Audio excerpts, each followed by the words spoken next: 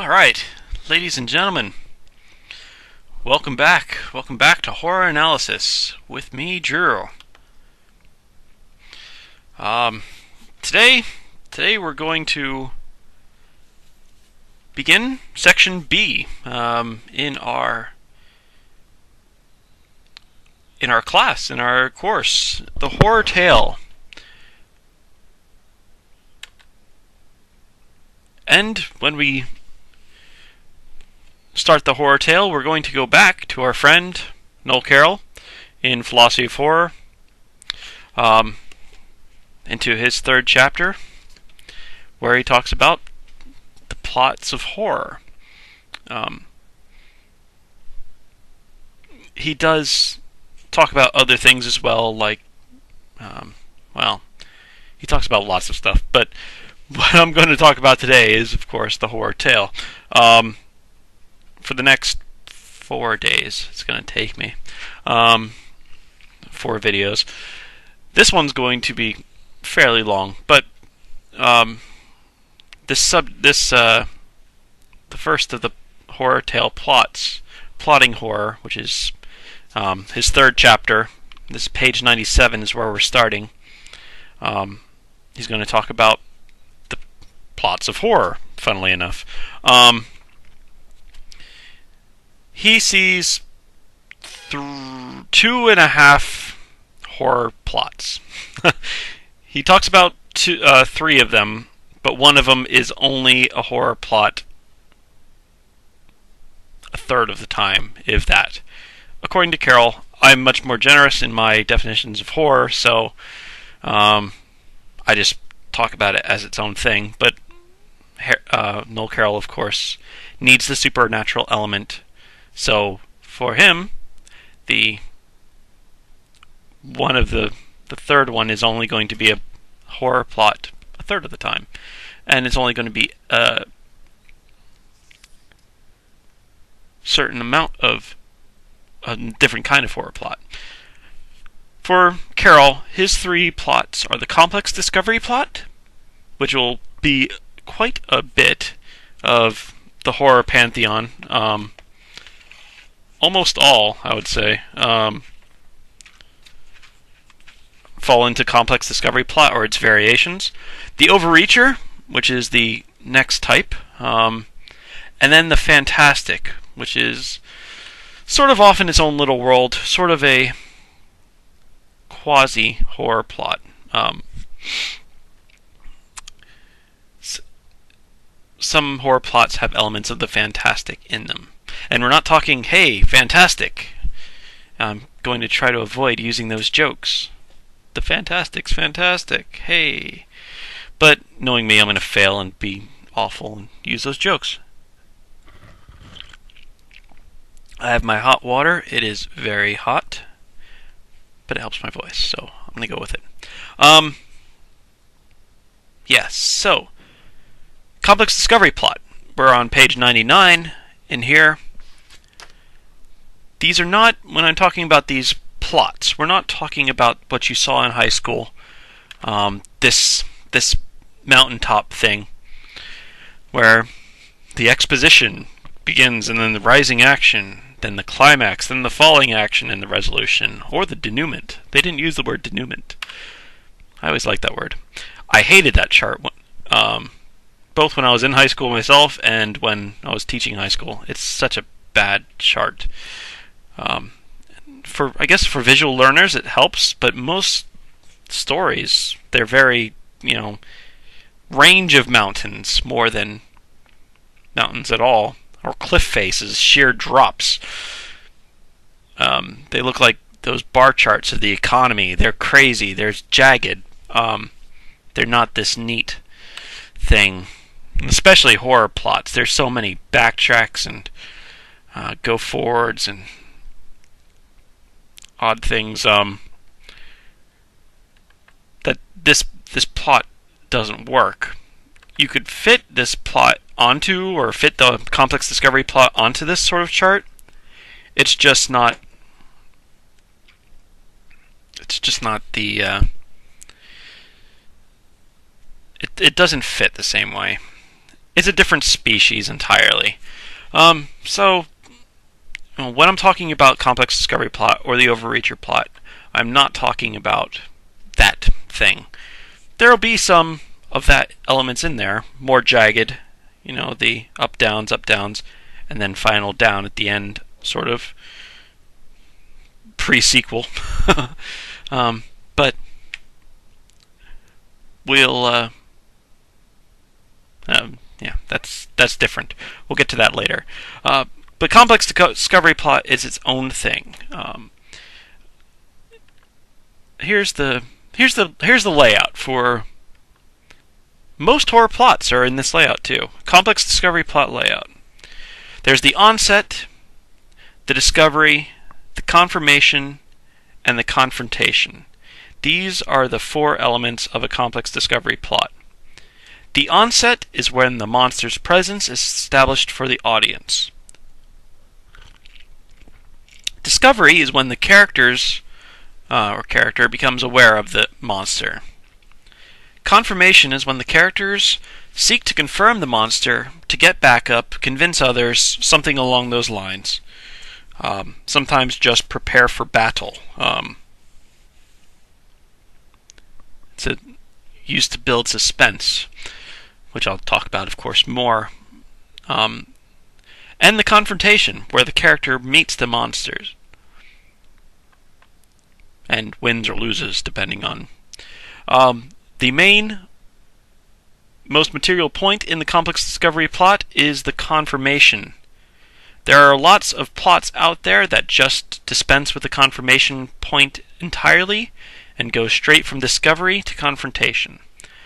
Those would be simply called discovery plots.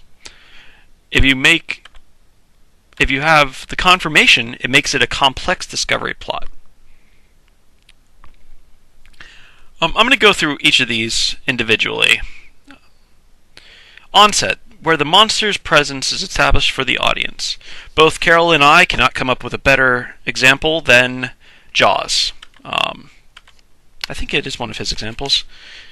I haven't read over it today. I'm redoing this video with my new headpiece. Yeah, but he does use Jaws. The opening scene of Jaws, I'm sure most of you remember, is the girl running down the beach with the drunk guy chasing after her. And they say, "Let's go swimming, it's dark." The night swimming scene. The girl starts taking her clothes off. Hey, hey. And most people who know horror know what that means. It means death's on its way. And she's topless.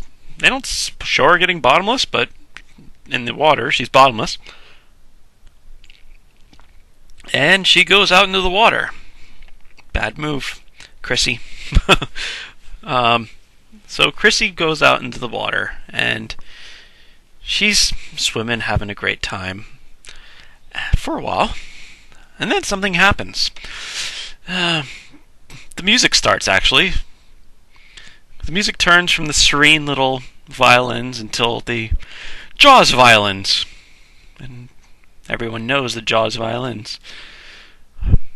Her head dunks under the water. She comes up, and she's very concerned.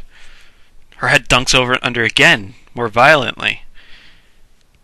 And she's not having a good time. Then she gets dragged off, and she's screaming, and that's basically the end of Chrissy.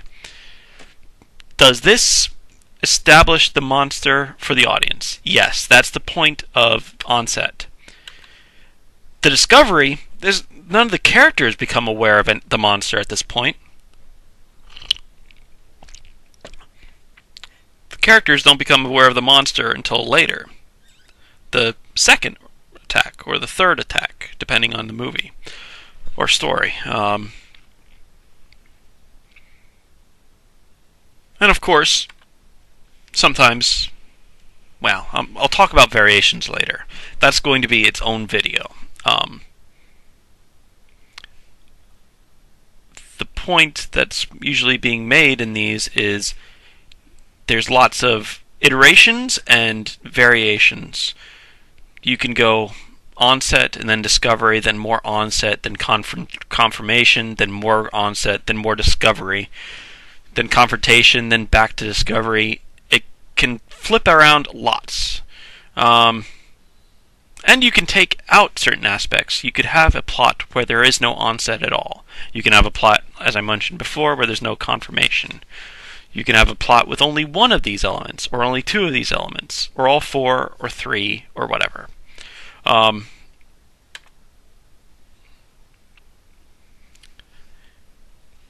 So there are, plenty of variations of this, almost infinite number of variations of this, and we'll be talking about the different variations next time. But when there is all four, there can still be iterations, I suppose is a proper term, and going back and forth. There can be 3 onsets in a row. One could imagine a Jaws story where Chrissy dies first in the night swimming, and then another person dies 2 weeks later, and still nobody in the town, the sheriff and the other people don't know that there's Jaws is out there. And there could be 4 or 5 scenes where the audience finds out that Jaws is killing people before the sheriff finds out, being the main character.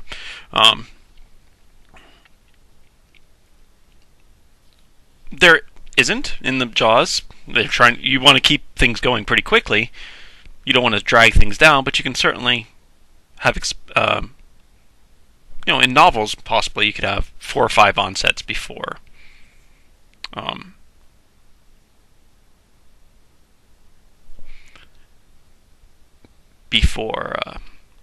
The discovery is made by the main characters.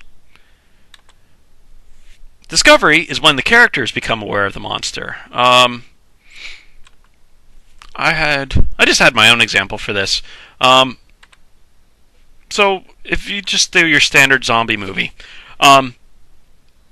you see, you see Patient Zero, which is always the name for the first zombie in modern zombie lore. There's always the Patient Zero. Something happens, he becomes a zombie. You can see his first attack, which is usually how things are done, or his 5th attack or whatever. So that's an onset just for the benefit of the audience, knowing, hey, this is a zombie movie. The zombie attacks another zombie, eats somebody, whatever, and there's more, becoming more and more zombies. Then you have,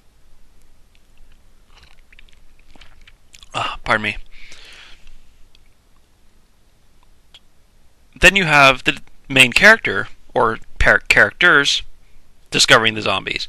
So the main character is walking down the road and he sees a woman eating the brains out of a person on the road. A still kicking person, but not kicking for long, because there's let's say a middle-aged lady eating the other person's brains, the victim's brains. The character, of course, is kind of freaked out. The woman, the zombie, that we know is a zombie because we saw the onset, looks up at the character. The character is backing off. Character goes down a side road, and he sees a shuffling mass of zombies walking towards him. Like, uh-oh. So this is him discovering zombies. He discovers zombies when he sees the woman. He rediscovers zombies when he goes down the road, and you can see him running out of that alley, going down the other way, and then seeing more evidence of zombies. So he's discovered zombies 3 times already. And you can, just quite as easily go back and do a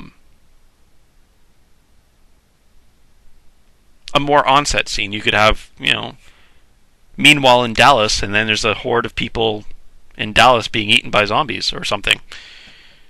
The police gradually running out of bullets and not stopping the horde that's coming to eat them. maybe on a TV screen that flashes up while the character runs by it. That's actually good. I like that. So that's onset, discovery, onset, and then you can have the character rediscover zombies yet again in his own home. Finds out that his roommate is a zombie, or his mom's a zombie, or his little sister's a zombie, whatever. That's how it goes.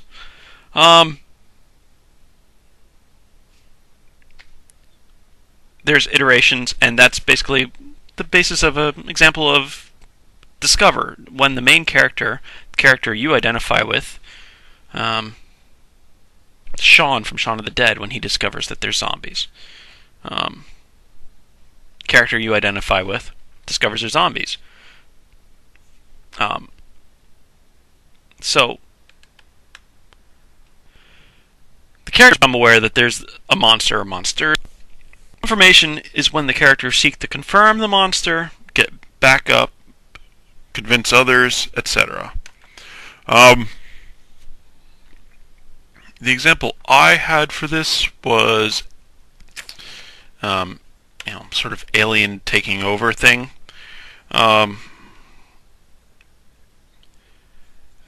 Through, you see an onset, just say an alien kills somebody. That's the audience knowing that aliens are coming down and attacking people. Then who should the character be in this? The hillbilly. The hillbilly sees the next attack. He's drinking beer in his pickup truck, and his buddies go out to use the John in the woods. And he comes back, and he's attacked by an alien, and he gets his head knocked off, and the redneck is scared, and he's like, "Oh crap!" He gets in his pickup truck, he drives off. Now, he's the character, and we identify with him because we do, for whatever movie reasons we do. And the redneck goes to the police. He goes, Sheriff, I just saw an alien punch Billy Ray's head off or whatever. And the sheriff goes, You're drunk, Bobby Ray. Get in the cell. You're not going anywhere. Aliens, you're crazy. Now, Bobby Ray, or whatever I said a minute ago, is trying to confirm, he's trying to get backup. Now, he meets up with the professor, who independently saw, he's the other character, he saw, well, let's make it a she. Let's make it a nice love story between professor and redneck. She saw another alien attack, and she told her superiors at the college, but they didn't believe her, and she's been relieved of her duties. So she goes to the redneck bar, and she's like, oh man, what am I going to do? Aliens are attacking and no one believes me. And Billy Ray, or Bobby Ray, or whatever it was, sitting right next to her, I just got arrested for saying that aliens were attacking. And they's like, all right, well, let's not talk to the police, or the college people. Let's call up the governor, or the state police. And the governor doesn't listen to him, hangs up. They call the FBI. The FBI doesn't listen to him, hangs up. Meanwhile, you get more onset scenes of aliens are attacking other people. This little town is wiped out, and the only people that know about it are the professor and Bobby Ray, the redneck, hillbilly. You're following. So Bobby Ray and the professor are trying to get backup. They're trying to prove to people, confirm the monster, convince others, get backup, get photographic evidence of Bigfoot, if you're doing that. If it's a big Bigfoot story, which it could be. These things are all interchangeable. Zombies. Jaws. It's not quite the same thing, but because it's different. And they had a confirmation phase in Jaws too. And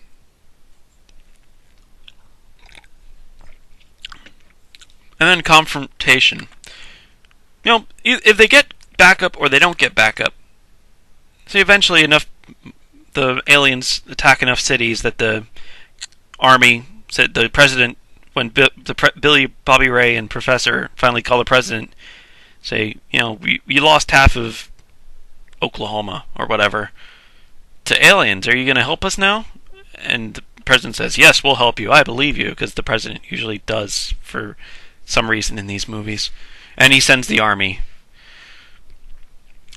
And Professor and Bobby Ray are in the front lines, and they share a kiss, and it's all happy ending. If they beat the aliens, zombies, whatever it is, it doesn't matter. Right. And that would, of course, be confrontation, where the characters meet the monster. It doesn't matter if they get backup or they're able to convince others or not. One of Noel Carroll's examples is Van Helsing. Van Helsing is there as confirmation.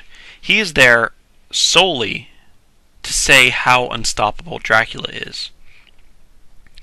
So we, as audience members, don't really get scared at the beginning of Bela Lugosi. Bela Lugosi is just Bela Lugosi. When Abraham Van Helsing starts talking about all the powers of Dracula, he's like, oh, he can do that? He can do this too? Oh my goodness, I'm starting to get scared now. Bela Lugosi is a lot more threatening. That's why confirmation is used to build suspense. That's its main device in the plot, in the complex discovery plot. It's in there to build suspense. At the same time that the characters are seeking to confirm or getting backup or convincing others, etc., the monster can be, the zombies can be growing the horde. The monster could be gaining in power. The wizard can be cementing his views and cementing his followers and learning more deadly spells or what have you. The evil ogre, whatever. Fill-in monster here can be getting more power, or he could be nearly unstoppable as it is, and the confirmation is just pointing out how unstoppable he is. And you still have to fight him because it's a confrontation.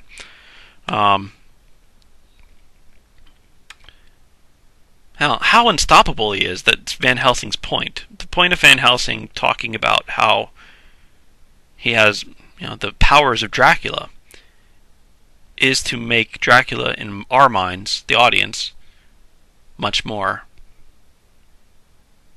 dangerous. For the complex discovery plot that Carroll goes over, he talks about The Exorcist. Blatty's Exorcist, obviously. This is a really beat-up book. Look at that. There's all these chunks missing out of it. Really weird. This is what Carroll felt was the best example of complex discovery plot. I have my own examples, which I'll get to. But we'll go over Carroll's first. The onset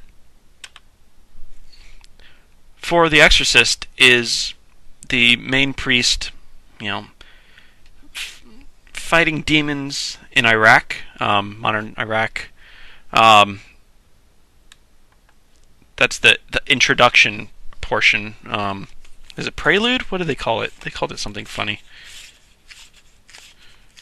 Prologue, Northern Iraq, yeah. The prologue is the priest dealing with disease.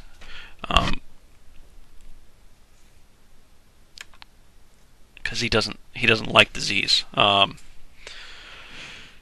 also, Reagan and her mother move into the house.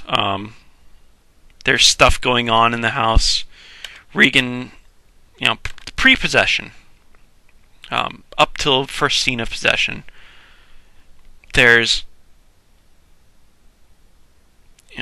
Regan complains of, starting to not feel well, hearing things in the attic. Her mom hears things in the attic. I can't remember the mom's name for some reason. Chris. Starts hearing things that she thinks are rats in the attic. Finds Regan's teddy bear in one of the rat traps. Regan says stuff is moving in her room. Stuff's going on. Also, you see evidence of the Black Mass that is happening in Washington. Up until the party scene, where Regan urinates on the floor and tells the astronaut he's going to die in space. That's when Chris thinks she's really sick. She's getting really sick. Chris, the main character, the one we identify with, along with the cop and the other priest, etc., but mostly Chris, doesn't discover that there's a demon that Regan is possessed until the masturbation with the crucifix scene, the head twisting around, which is the knowledge of the murder of Chris's friend.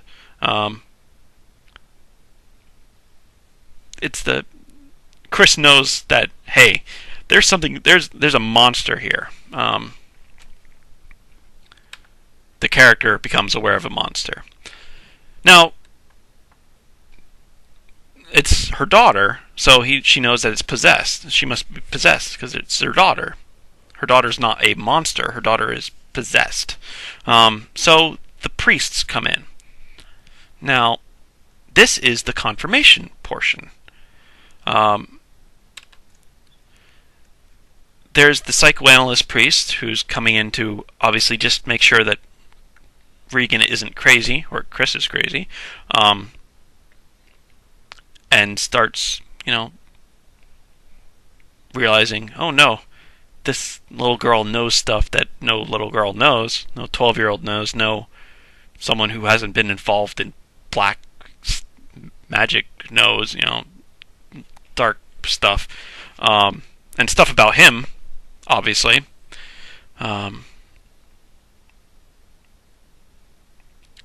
So, up until calling the other priest in, is the confirmation point. The building, proving that there is a possession. They confirm the monster through the psychoanalyst priest who says, no, she's not crazy, she's really possessed. Confrontation is, of course, the actual exorcism itself. The characters meet the monster. It's a confrontation. The fight for Regan's soul and body. And that is the complex discovery plot. That's Exorcist. So, we have plenty of complex discovery plots examples now. There's possession plots, Jaws, zombies, aliens, Bigfoot.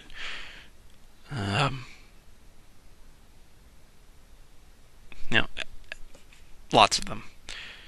It's a whole span. So much of horror fiction is complex discovery plot. Now, that was Carrolls' example. I have two examples of my own. The first one I really like because when I wanted to teach this class as a class in a classroom, this was really helpful because if I was teaching it to high schoolers, I could show this movie because it's PG. It's not, and as it's PG, it's not particularly scary. But Monster House. Monster House is Steven Spielberg, Robert Zemeckis produced cartoon, meaning also that it's not very scary. It is a complex discovery plot. onset, it begins with the introduction of the house. And there's stuff going on weird with the house. It's not a normal house. The main characters already think it's not a normal house because of the guy who lives there is a cranky old man. And he thinks that he's just the characters think that the man is evil. But they don't know that the house is a monster because it's a monster house, given the title. We realize that the house is a monster very quickly because anything that seems to fall onto the lawn gets sucked in like quicksand.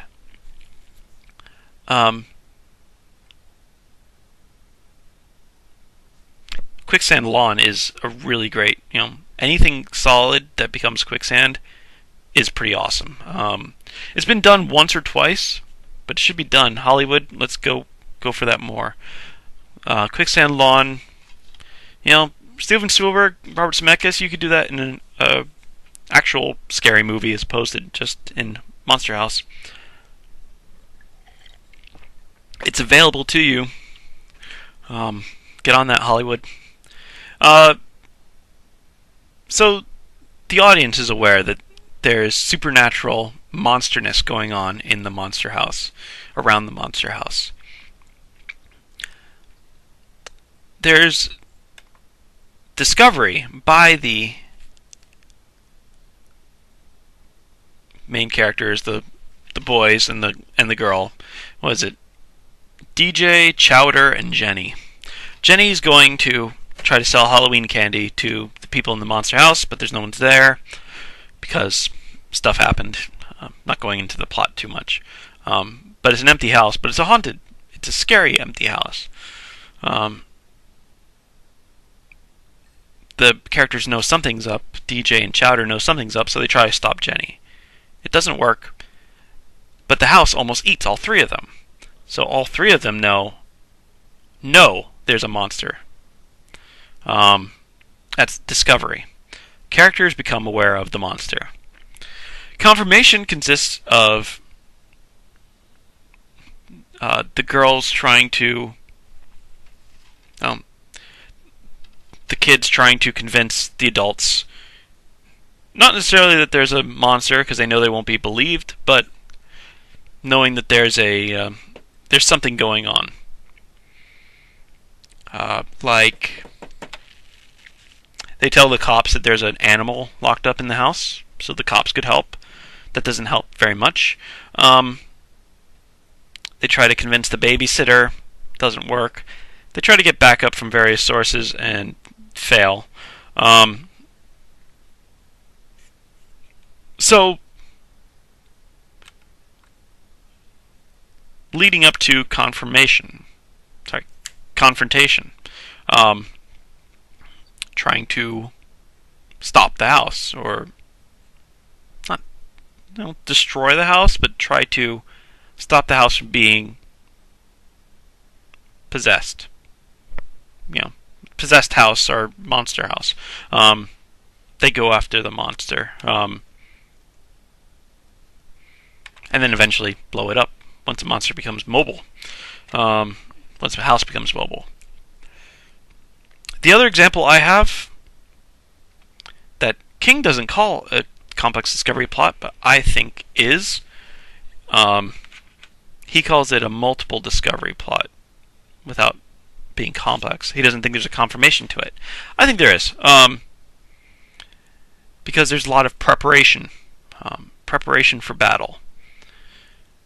And in that preparation for battle, just like Van Helsing, it's a lot of, man, this monster is invincible, or darn near invincible. And that is Stephen King's It. Both movie and book.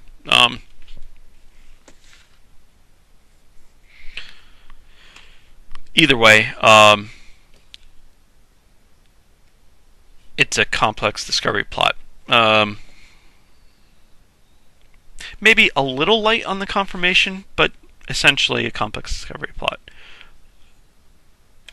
Onset, it starts off right away with the Pennywise being in the sewer, and the brother of the main character.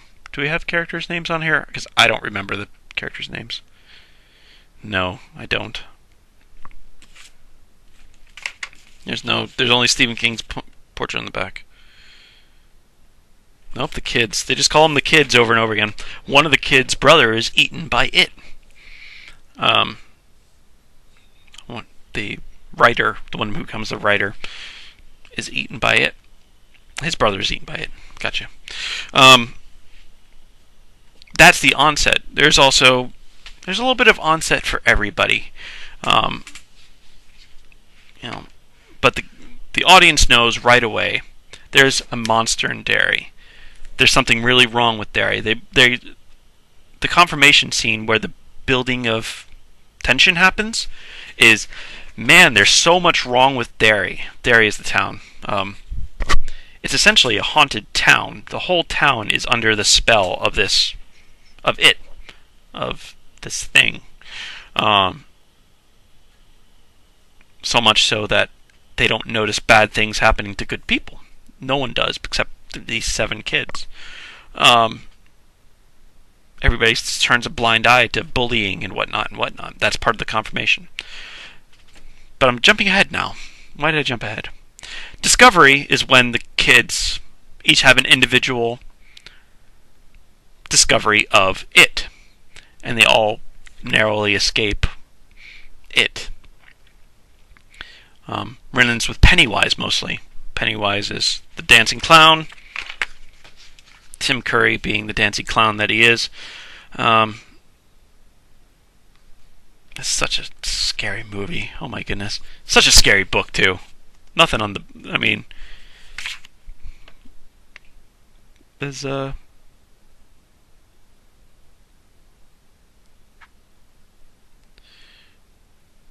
No, I guess he wasn't involved. Huh. Anyway.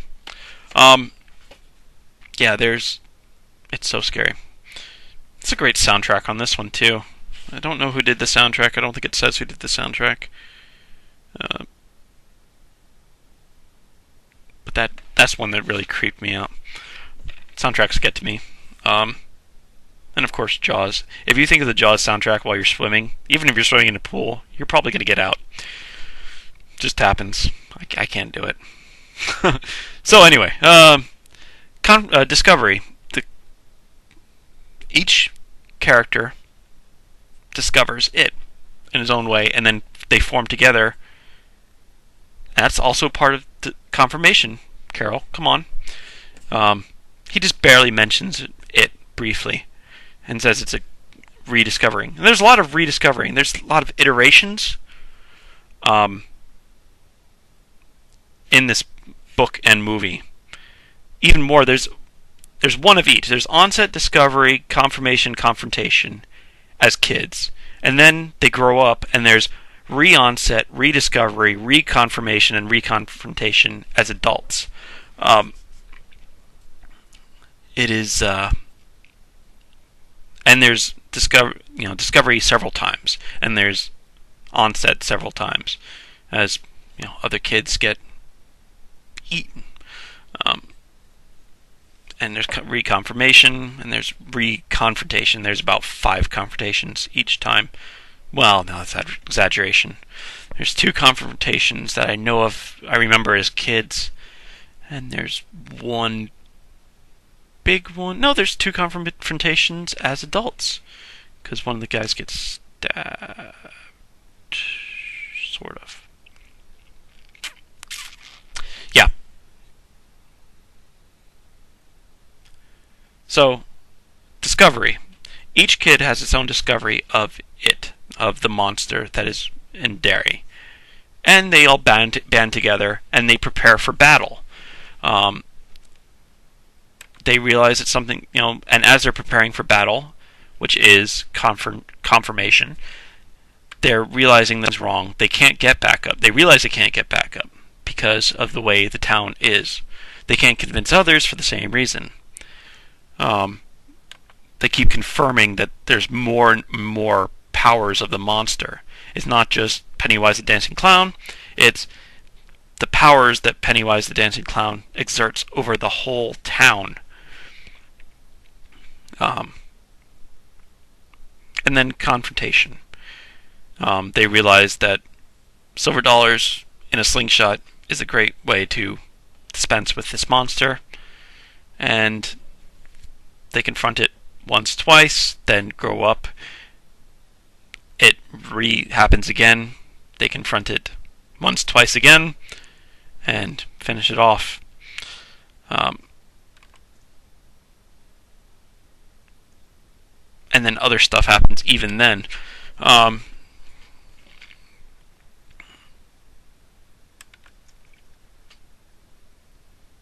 So they realize the town is wrong. They go through the methods of fighting it and prepare for battle. And then they fight it. And then they grow up. And then what's his name? Do I have an... I don't think I do.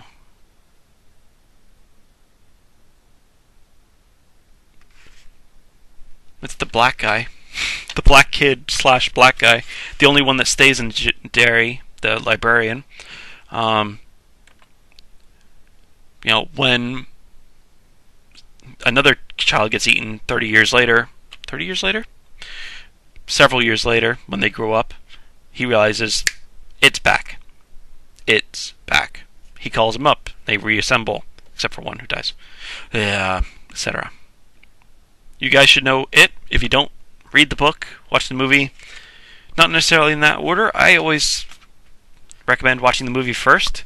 That way you're not so disappointed when you read the book first and then watch the movie. This one I think would hold up either way. This is a really, really frightening movie. Slightly different than the book. A little bit happier ending. A little bit Hollywood.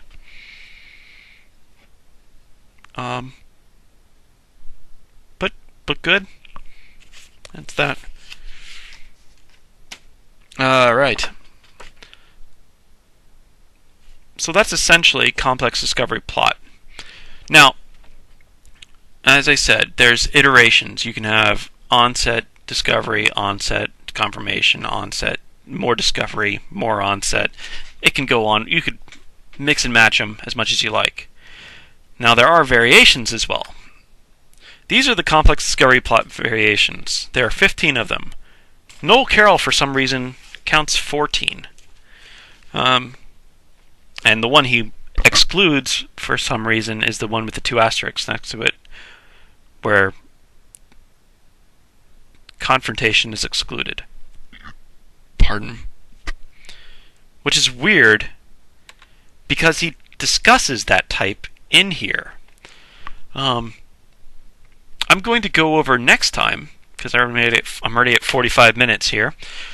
I'm going to go over next time the different variations and examples of the variations, because I think there are some for each, or at least quasi-some for each. Now,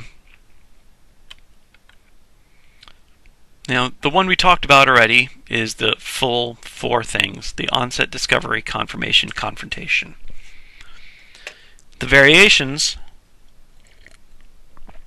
exclude 1, exclude 2, exclude or exclude 3 of these. I'm going to try to say them all right now without getting tongue twisted. My apologies, because I probably screw up a couple of times. But there's onset, discovery, confrontation. Onset, discovery, confirmation. Onset, confirmation, confrontation. Discovery, confirmation, confrontation. Onset, discovery. Onset, confirmation. Onset, confrontation. Discovery, confirmation. Discovery, confrontation. Confirmation, confrontation. Pure onset, pure discovery, pure confirmation, and pure confrontation. I can't believe I did that without making any mistakes. Those will go into detail next time. Then we'll go over the overreacher plot, as well as mixing the overreacher and the complex discovery plot together, and then we'll go over the fantastic, as well as mixing all those all together. I suppose you could have a great stew of all. There's 4 points in the overreacher plot too, so you could have all 9 points mixed into one big, huge stew. I'm not going to go over that, because that would be just a weird story in of itself, just an unwieldy story, I think, too, but it would prove the point that it could be done. So, this is the complex discovery plot. Onset, where the monster's presence is established for the audience. The discovery, where the monster's presence is established for where the characters become aware of the monster. Confirmation is when the characters seek to confirm the monster to get backup, to convince others, to prepare for battle, to go over the monster's potential weaknesses or lack thereof. This is the point where there's tension is built in the confirmation side. That's the big point of the confirmation, is to build tension. Because usually, occasionally, when the characters are attempting to do these things, the monster is becoming more powerful or cementing his position, etc. And then there's the confrontation, where the characters have to meet this monster.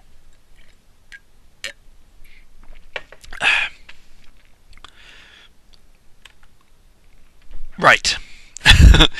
Next time, we'll go over the variations.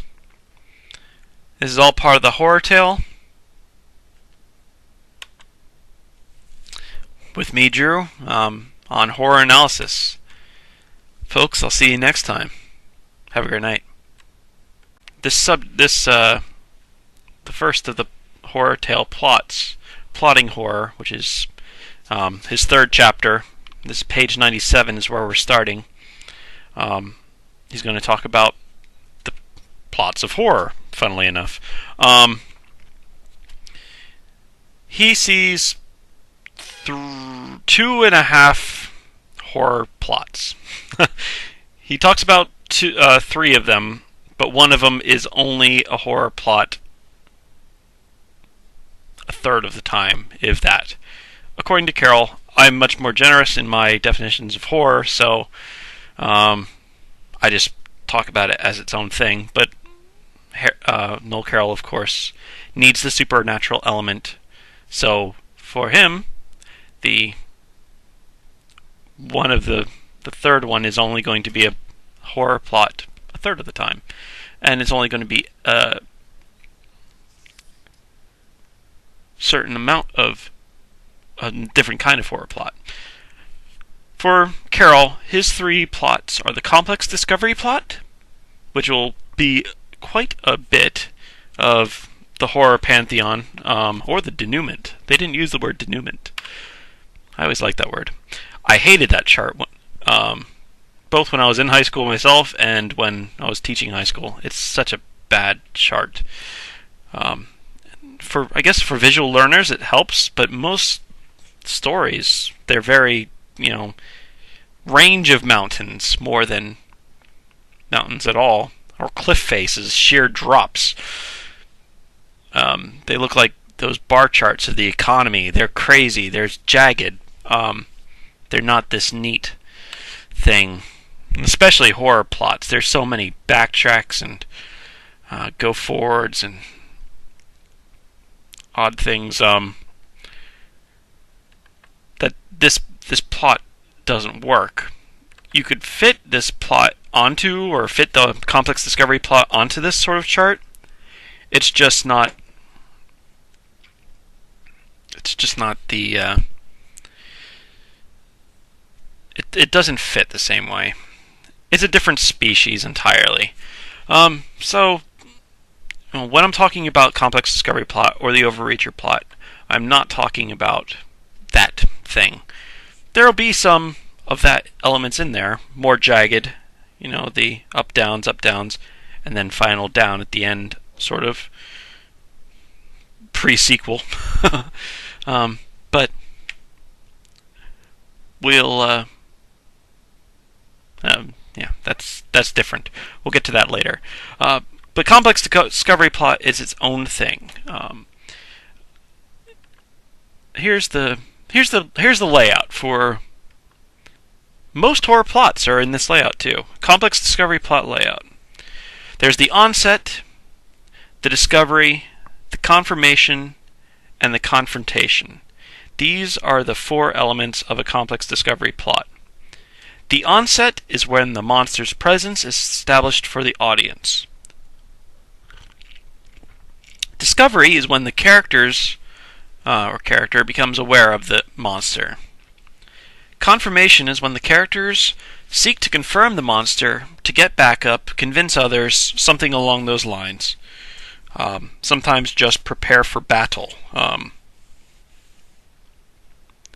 It's used to build suspense. Almost all, I would say, fall into complex discovery plot or its variations. The overreacher, which is the next type, and then the fantastic, which is sort of off in its own little world, sort of a quasi-horror plot. Some horror plots have elements of the fantastic in them. And we're not talking, hey, fantastic. I'm going to try to avoid using those jokes. The fantastic's fantastic, hey. But knowing me, I'm going to fail and be awful and use those jokes. I have my hot water. It is very hot, but it helps my voice, so I'm going to go with it. Yes, so complex discovery plot. We're on page 99 in here.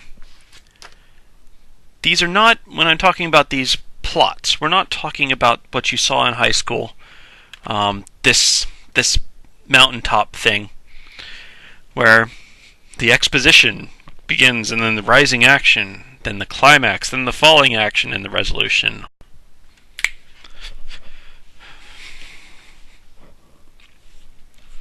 Alright, ladies and gentlemen, welcome back. Welcome back to Horror Analysis with me, Drew.